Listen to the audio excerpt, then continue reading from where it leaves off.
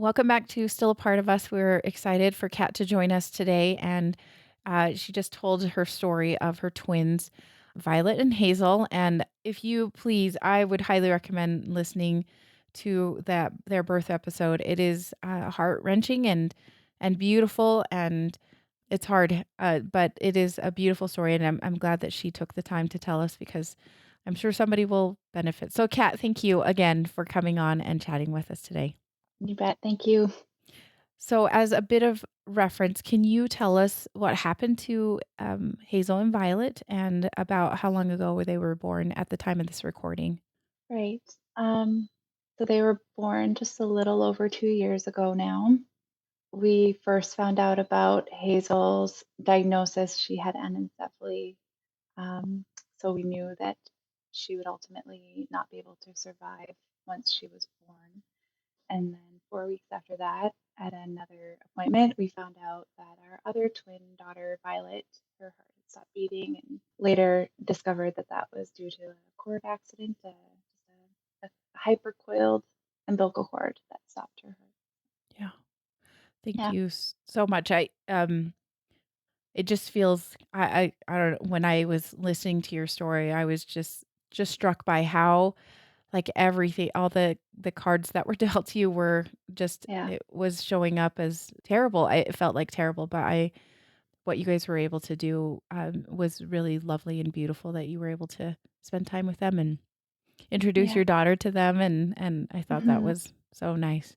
Kat, from those early days after having lost your daughters, can you tell me how your grief was in those early days and then how it's kind of morphed? Because it's like you said, it's been about 2 years.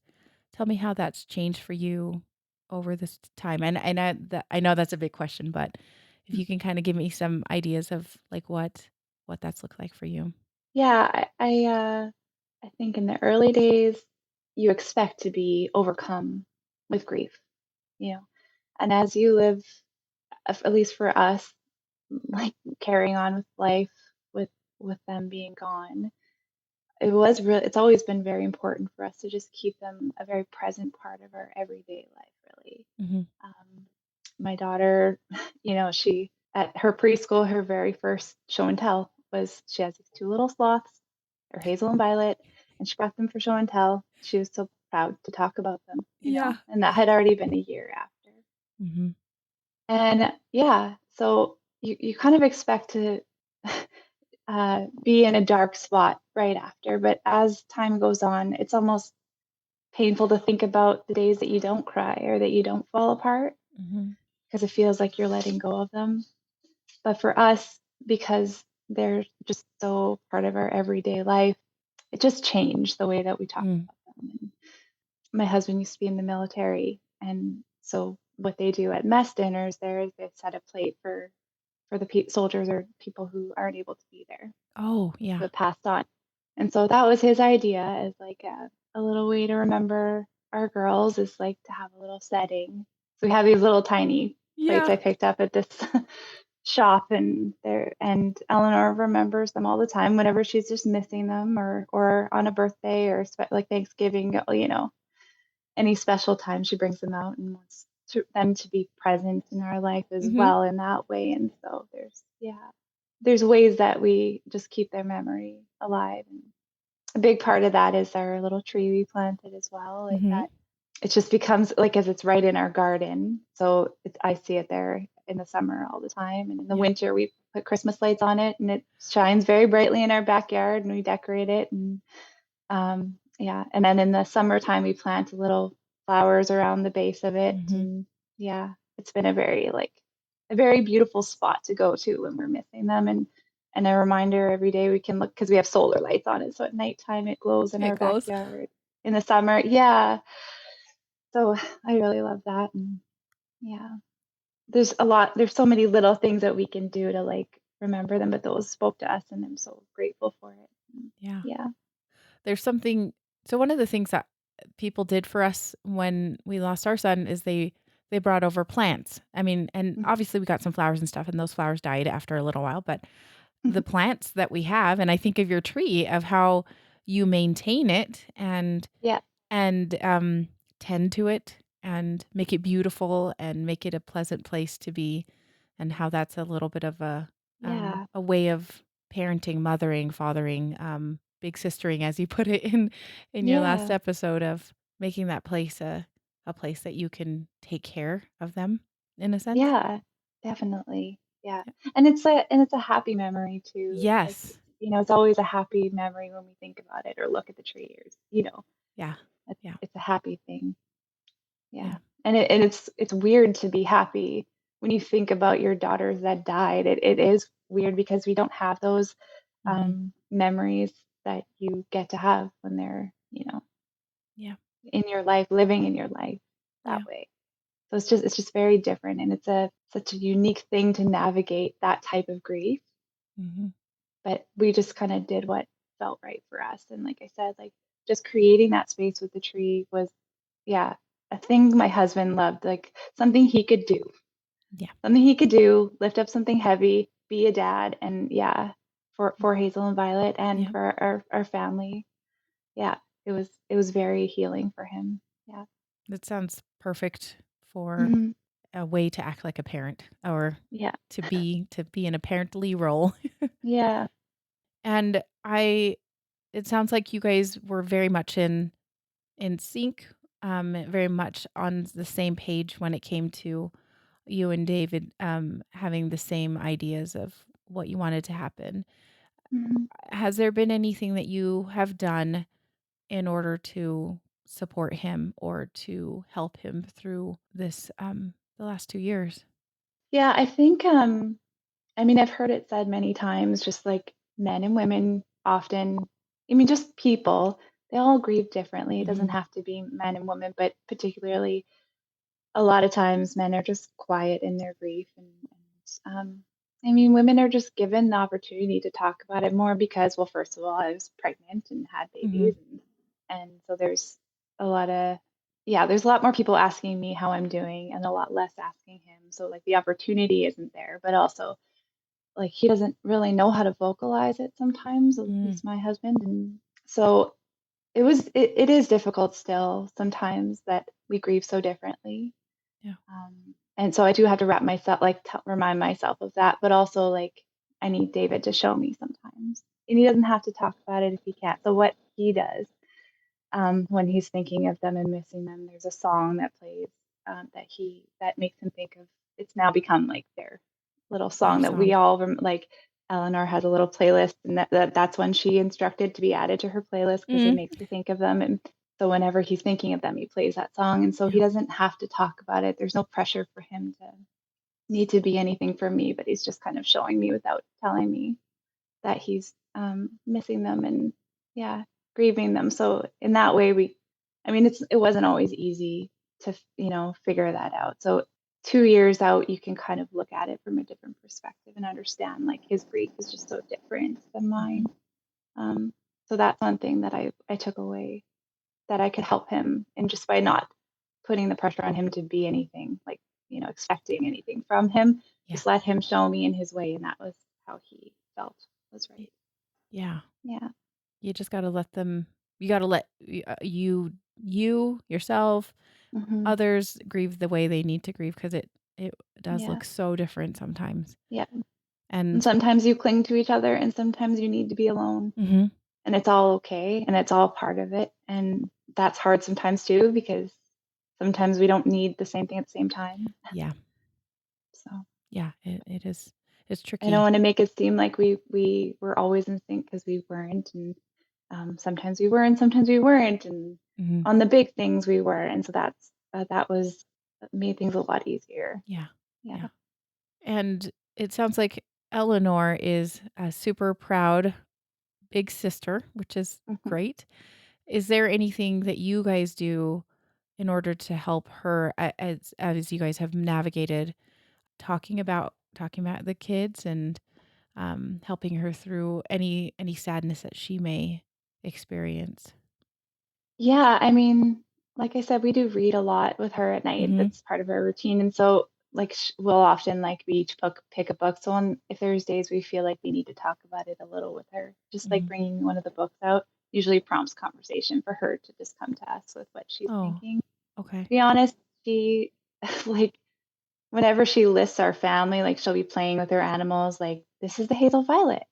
They're always part of the roster. There's there's Good. mommy, daddy, Duke and Gus, our dogs, Hazel and Violet, and we have a new baby, Abigail. Uh-huh. And so and even just listing all like, oh, there's this many boys in the house and this many girls. She always counts Hazel and Violet. And I love that so much. Like I don't feel like we need to do much there with her. Yeah. Like I think she's processed it in a really healthy way. Yeah. Um, yeah. So she doesn't really get all that sad about when she thinks about Mm. them. You know, it's a different thing for a child at that Yes. age too, but it's all she's really ever known, and they're just part of what makes up our family for Yeah. her. So I Is remember like the photographer when Hazel and Violet were born, she was like, "What's Eleanor like 6?" I'm like, "She's 3," and she's like, just her maturity and the way Mm. she understood things, and I don't know. She's beyond she surprises us all the time with that, Yeah. just her maturity and the way she's able to like process things, and yeah. Like That's I cool. said, she's That's helped us cool. without even knowing she's helping us, Yeah. Yeah. I know I would say that about our daughter Lucy too. Yeah. She helps us every single day to remember our little son Yeah. and brings us joy and helps us be Yeah. sad too sometimes, like just like when Mhm. she starts tearing up and like I miss him, and so it's Mm. those Yeah. those kids are blessings, aren't they? Ugh, I know. And like Yeah. this, like she has this little, she's at nighttime she doesn't want to go to sleep and probably making things up to like not go to sleep. But I just say, close your eyes and what's something you love to do? And she always wants to go camping, go to the beach and have a picnic. Yes. Oh, With that's Hazel pretty and yeah, Violet are yeah. there, and Abby's there, and the dogs are there, and like so that's her little dream that she goes to is like her like thing. So that's actually what we did this year for their birthdays. We went to the Oh, beach and we had a picnic and brought everybody there, and yeah, it was a lovely day, and yeah, just things like that. They're nice to just kind of cultivate her little dream of having having the babies family, alive. I yeah. remember her saying in the beginning, like early days, like, I had a dream, Mom, that Hazel and Violet were there and they didn't have to wear hats because their heads weren't gooey anymore. They're like, and they're alive. And like, I don't know. It's like Yeah, her 3-year-old brain. yeah.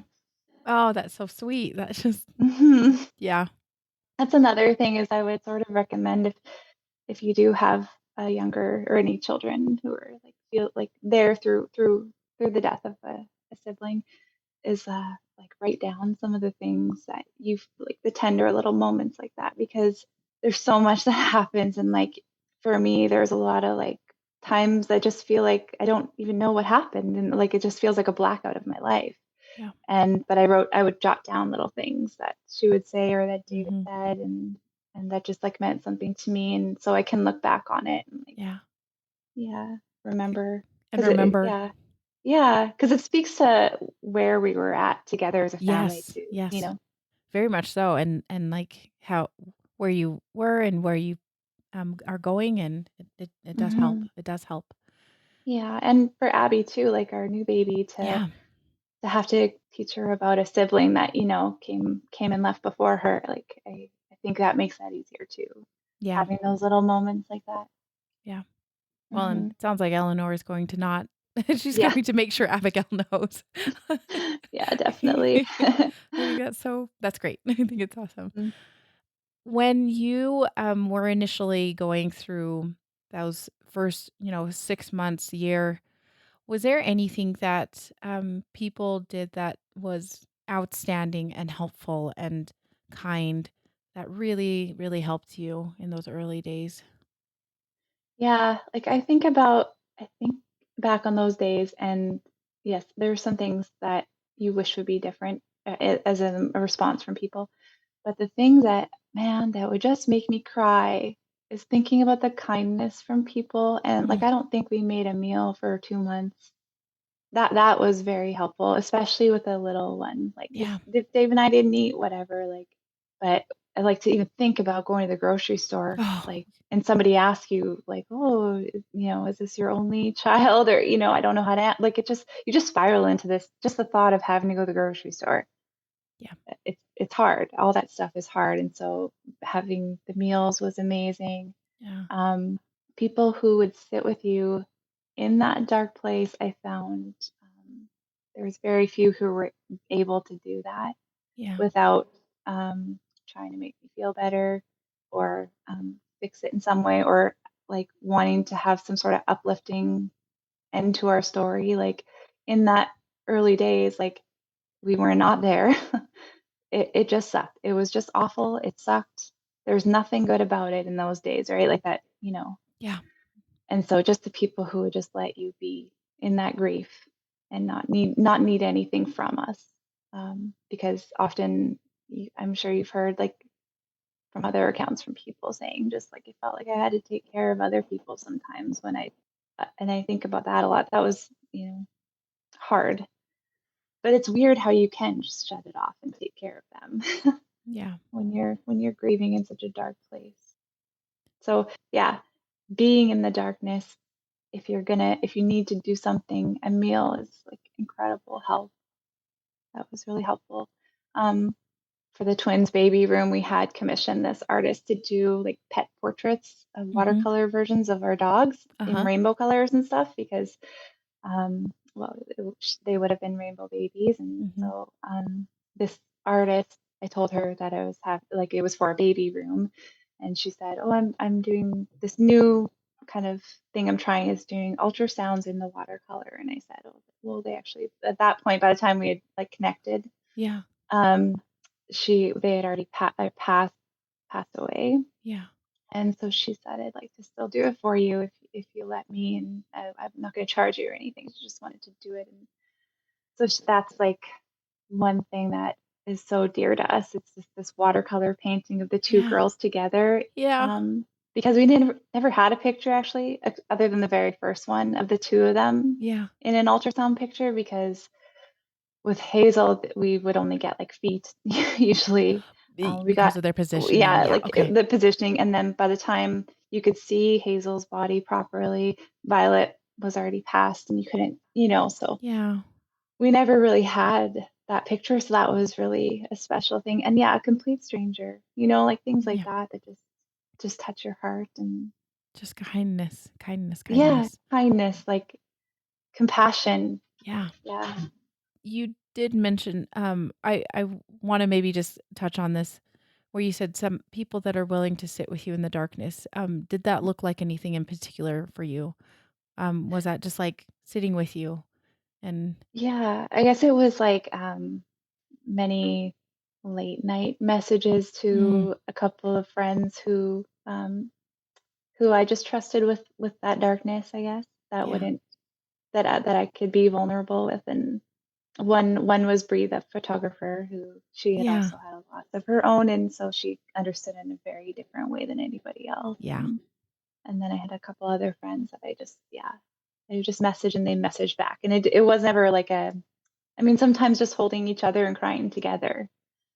My cousin, when we told him about Hazel, we didn't know about Violet yet, but he said one of the most loving things, like, and Dave and I both go to this moment because people just don't know what to say, Mhm. and he just like looked at us with these tears in his eyes, and he just said, just you're loved, you are so loved, and he didn't say anything else, and there wasn't really anything else to say. But I would go back to that in my mind a lot Hmm. as we were going through this journey, just like we are loved, Yeah. and you feel so alone sometimes. And so I would cling to things that just like made me feel less alone. And that was one big one that was like, if you can't say anything, and it wasn't really what he said, but the way he said it, Mhm. you could tell he just really meant it. And yeah. Yeah. And that he didn't have to say like anything you need, let me know, he was just like, there's nothing I can Th say, yeah. but we love you. Yeah. Yeah. Oh, and yeah, 'cause there's not anything that you can say that's gonna fix it or Yeah. do anything, to make it Yeah. better. It just is what it Yeah. is, and the way he Yeah. acknowledged that, the only thing that he can do to support is just to Yeah. to show love, and that's Yeah. And the it. only thing certain in all of it is that Yeah. he loves us, right? And yeah, Yeah. it meant a lot to the both of us. So Good. That's mhm. that's awesome. On the other hand, is there anything that was difficult to hear or things that people did that you're like, "This is maybe not the best thing that you would suggest doing?" I know that Yeah. it's kinda one of my favorite sections because 'cause I'm like, "Just don't say that." 'Cause d or, I know. wait a minute before you say that." So is there anything Yeah. that was a little bit triggering or difficult that people said or did? Yeah, I was thinking about this, and I don't know that anything I'm going to say here will be very unique, Mhm. but because I've heard it many times. But someone said to me, God wanted another angel. That one really upset me, and I know where it's coming from, so I didn't like, I never say anything in the moment, but it just like upset me because it just to feel that there was any kind of like bigger purpose to this was not something that brought me any kind of comfort. It Yeah. enraged me to think about Yeah. because we were like living in, this, yeah, grief, right? Another thing was just when I went back to work, a lot of people just wouldn't talk to me. And I think just didn't know what to say, Oh, didn't want to upset me, yeah. you know, didn't want to ask how I was doing. You're just kind of acted like I had never left, like just chat with me, small talk. And to me that was really difficult because yeah, it happened and it just Yeah. felt like pushing it aside, and I know it's like just not wanting to upset Yeah. me, but I am upset, I'm hurting. You asking me is just you showing me your love, and so people not saying anything. There's definitely some friendships that just kind Mm. of fell away because of this, because you can't carry your part of the friendship anymore because you're just trying to survive every day. And Yeah. then it just kinda, the longer it goes, the harder it is. And it just kind of, so I guess it's not necessarily something people said that they shouldn't, but just to say something Yeah. because it means a lot to be asked.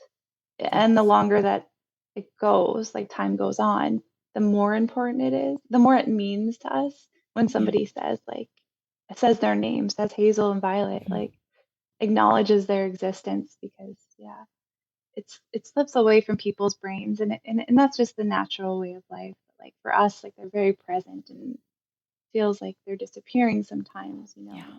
and that is my worst fear. Yeah. Is that they're gonna be Mhm. forgotten as part Yeah, of who you are as part of your family. yeah.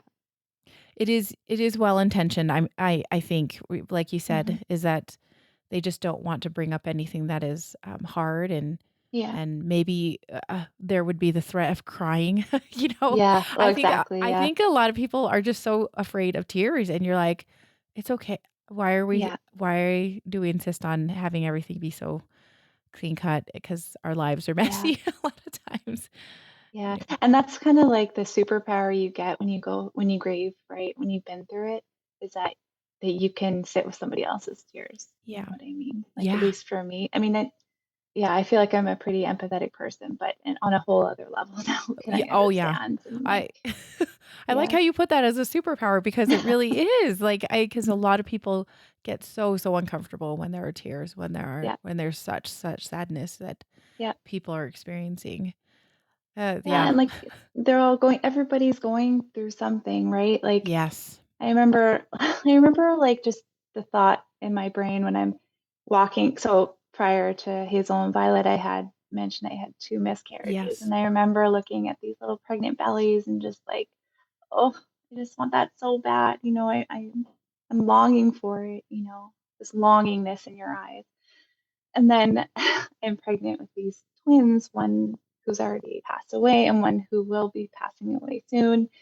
And I see these women look at me and I know the look because I had the look. And so you're walking around with this and I just want to say to them, like I just want them to know, like you don't know what you're asking for and you don't know what could happen ever. And you also don't know what anybody has been through ever in life. Like Yeah. with somebody, because I would go to the office and joke around and not everybody knew what was happening for me at that time, and like Mhm.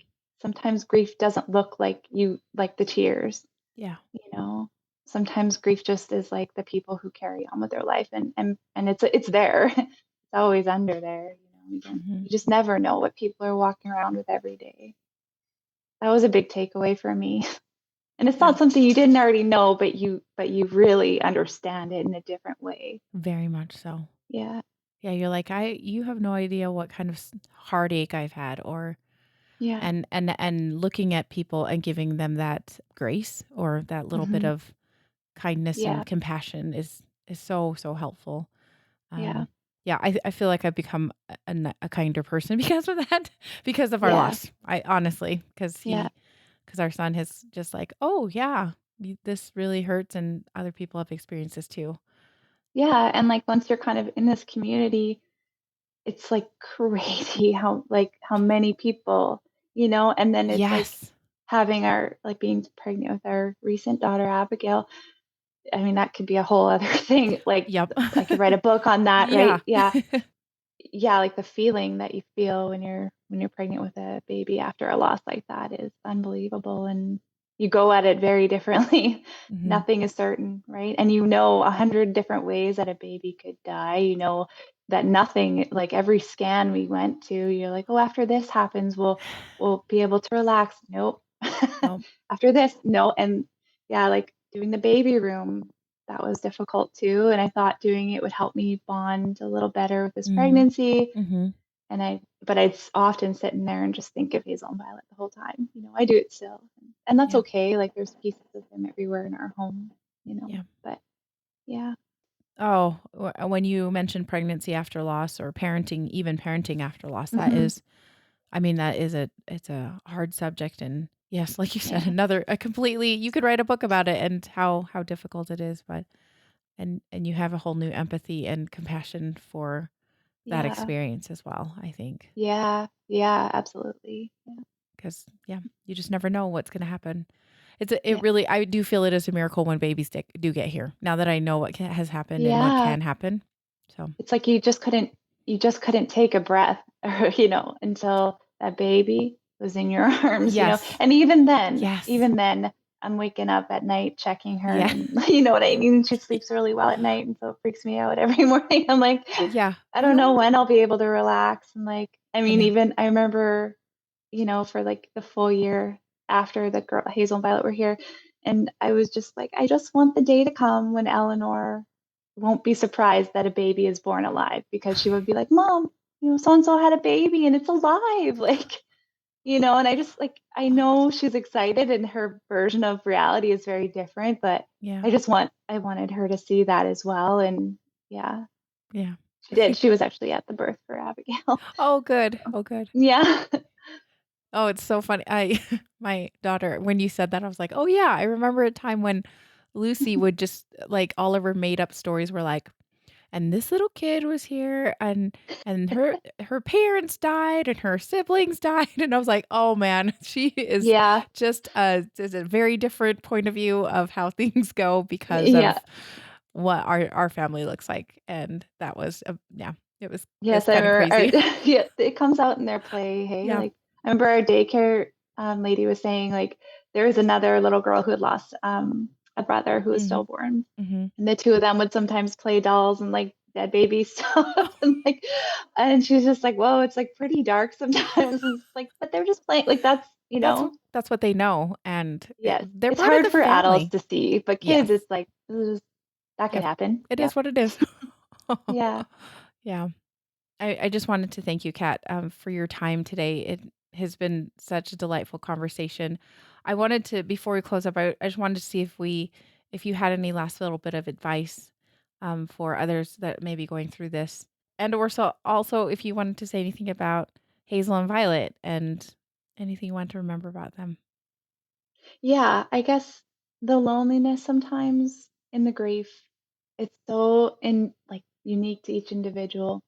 And so whatever the things that made me feel less alone were, yeah, like listening to your podcast was a big one.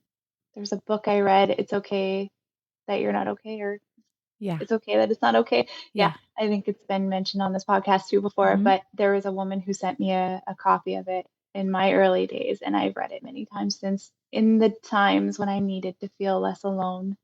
Mhm. Um, because especially having a 3-year old too, like there's so, and my husband, I'm considering all of the way that they're dealing with everything all the time. And so when I really got to sit with it by myself, we felt very alone. And so I really appreciated having those little things to hold on to feel a little less alone. Yeah. We do a lot of things in our life to remember Hazel and Violet, and I think that is my biggest fear. It's just that, life, I mean, life just moves on. It does. The world just, I don't know how, but it Yeah. does. And so our job forever as a parent of as a lost parent will be to just keep their memory alive. And so we do that, like I said, in many ways. Like I have a tattoo that I got as Mm. well, and um, I love it. I'm very just having reminders around our house, our tree in our yard, our little plates that we put out for them, and Yeah. yeah, I just want them to be remembered. And anybody who I don't know if everybody feels that way, but I imagine most parents just want to hear that people haven't forgotten them. And as the years pass, it's just easier and harder to talk about for Yeah. other people as well. So those feel make you feel less alone as well. Yeah. Less alone and not forgotten, right? Yeah. Yeah. Because you don't deal with it the same 2 years as you did, Mhm. 2 days. So it looks different for everybody. Right. Yeah, it does. Yeah. Kat, thank you so much. That was beautiful, the way you, summed that up, actually. I was like, "Oh, yeah. Thank you. Thank you so Thank you much." so much. I'm so grateful to you for this. Thank you. Oh, we are so happy to be a little part of this, process for others, so thank you again, Yeah, Kat. absolutely.